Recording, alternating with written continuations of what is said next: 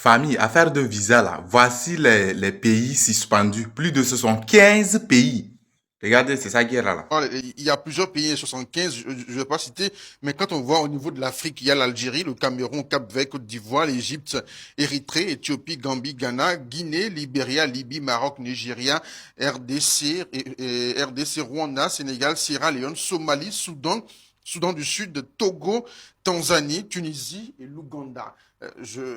Ça, c'est au niveau donc de l'Afrique. Est-ce que ces pays-là aussi, est-ce que ce visa-là, c'était euh, on se pose la question, ce visa, est-ce que ça permettra aussi à ces différentes personnes-là de rester dans leur pays et de les développer? Et ça rejoint aussi le message du président de façon, le capitaine Ibrahim Traoré, pour dire, nous devons aussi construire l'Eldorado chez nous, au lieu donc de toujours voyager pour aller à Tu peux l'extérieur. venir. En fait, c'est l'enseignement que cela, donc, cette politique de Donald Trump nous donne, est qu'il faut savoir voyager.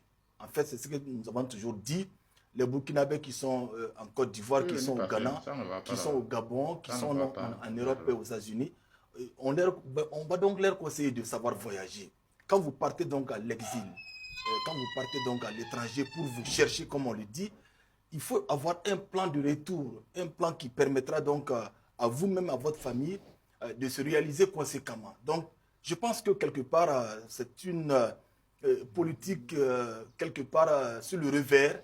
On peut dire que c'est une bonne chose pour nos pays, surtout déjà avec le discours du président du Faso qui avait donc demandé à ce que les Burkinabés soient beaucoup plus entreprenants. Est-ce que cela aura de répercussions sur les personnes concernées? Absolument, absolument, parce que quelque part là, pour ceux qui hésitaient encore, que le Burkina Faso pouvait donc leur offrir des opportunités. Donc, je pense que les uns et les autres vont commencer à réfléchir sur les éventuelles opportunités d'investissement au Burkina Faso. Je pense que c'est tout bénéfice pour l'État du Burkina Faso.